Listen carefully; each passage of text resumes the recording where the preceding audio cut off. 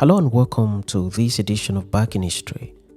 In Back in History, the mission is to take you back in time to the events that occurred in the historical past.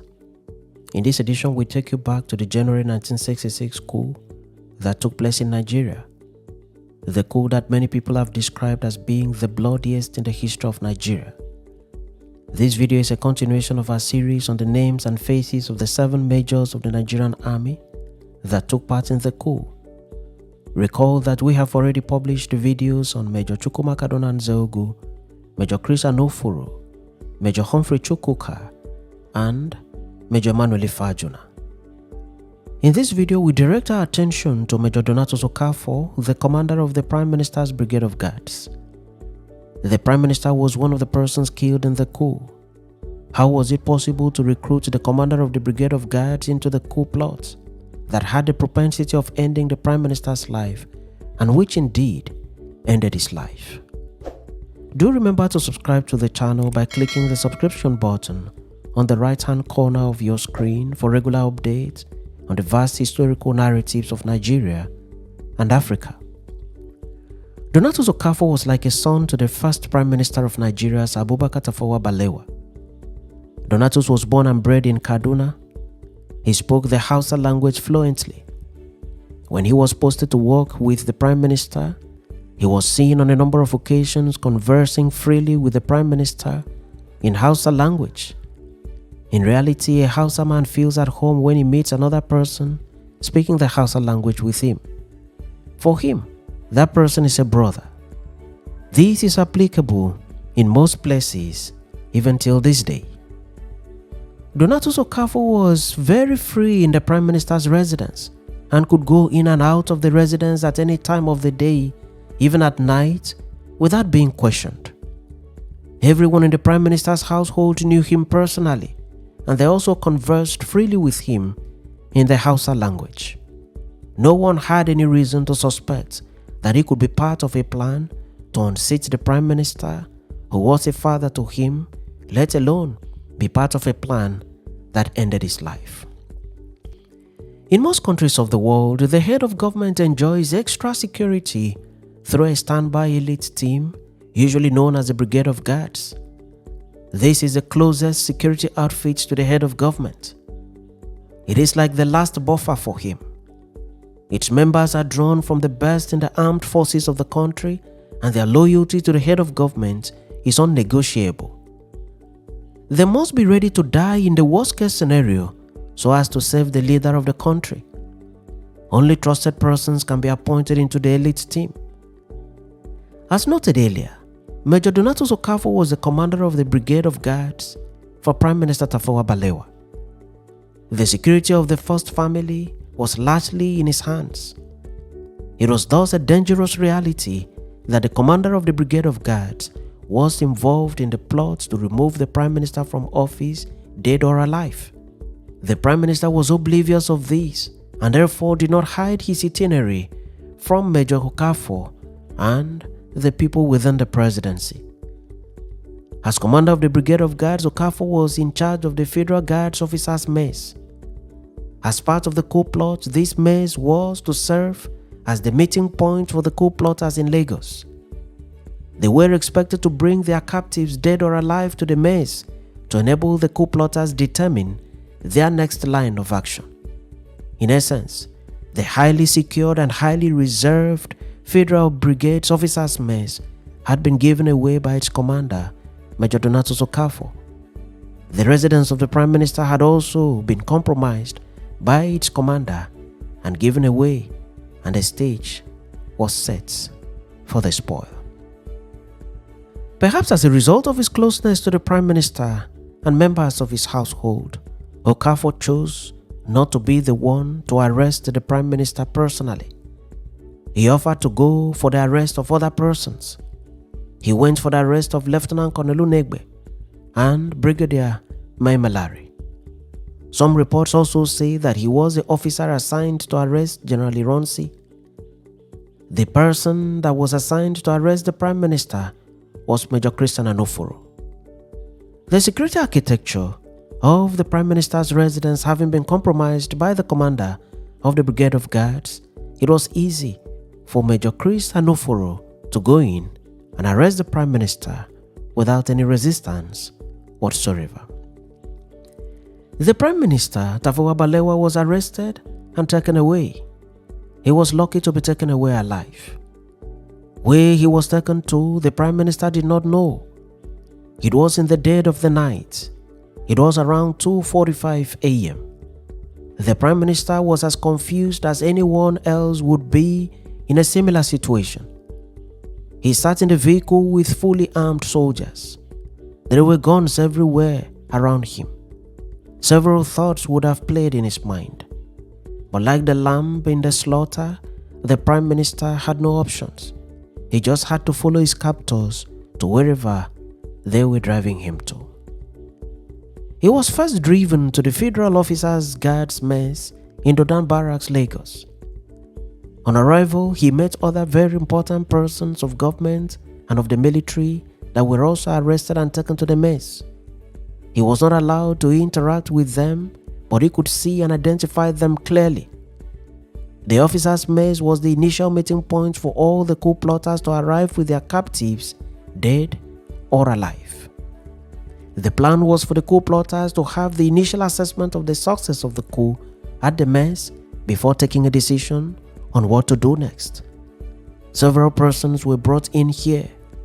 The skies were still covered in darkness at the time.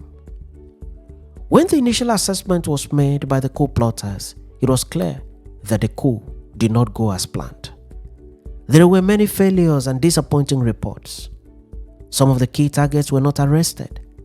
One of such key targets was General Agui Ironsi, the most senior military officer in Nigeria at the time. He was to be arrested by Donatus Okafor, but he was not arrested.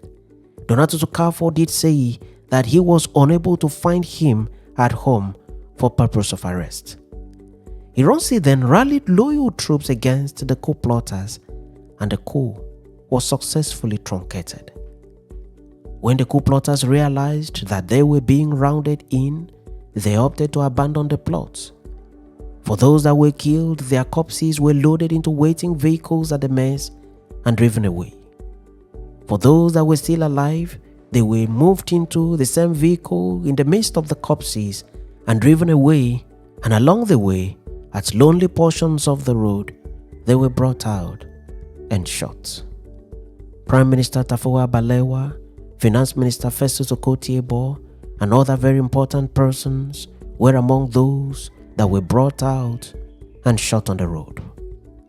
The coup plotters then ran away, but they were later arrested and detained in prisons. The Prime Minister's body was found by the roadside 6 days after his death. For the family of Prime Minister Tafawa Balewa, the shock of the death of their father was unimaginable.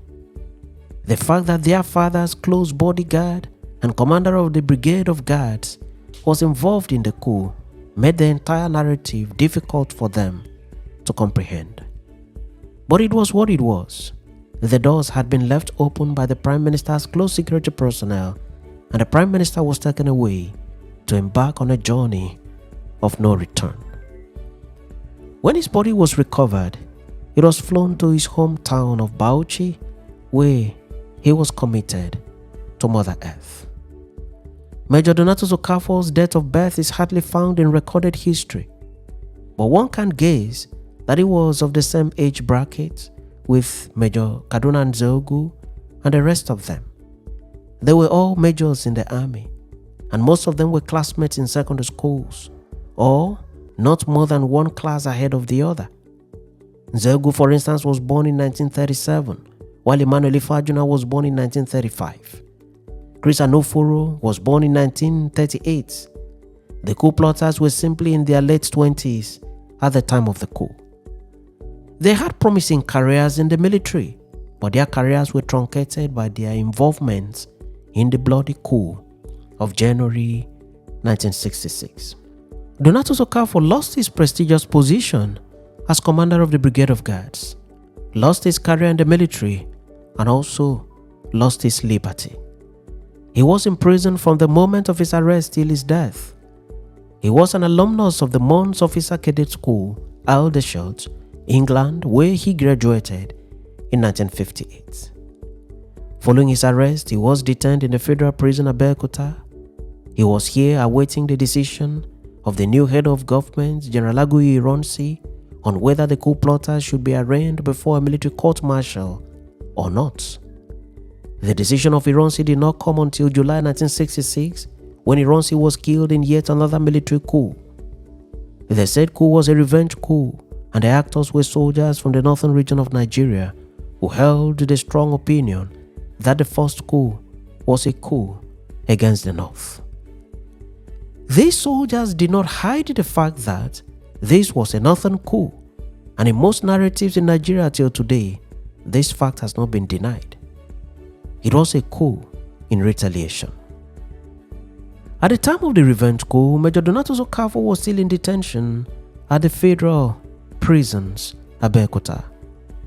Reports have it that following the revenge coup, soldiers from the north, most of whom were participants in the said coup, forced their way into the prison in Abeokuta, broke into the cell where Major Donatus Okafor was detained, took him out, gave him serious beatings, wounded him grievously, and dragged him close to a corner in the prison, dug a grave, and buried him alive. No one saw this coming, but it happened. The soldiers were bitter with Donatus Okafor principally over the death of Prime Minister Tafawa Balewa, who was a northern politician and highly respected statesman. One of the coup plotters and active participants in the coup, Major Adewale Ademoyega, in his book Why We Struck at page 106, has stated that the Prime Minister was taken away from the officers' maze by Major Emmanuel Ifeajuna and Donatus Okafor, along with a few young officers. The Prime Minister never returned alive. He was found 6 days after, lying cold and dead by the road leading to Abeokuta, just by the outskirts of Lagos. It was such a terrible moment in the history of the young country Nigeria. General Ibrahim Badamasi Babangida, former military president of Nigeria, has captured the events of that era in his book, A Journey in Service. And in the coming days, I shall make available to you on this channel the content of this said book.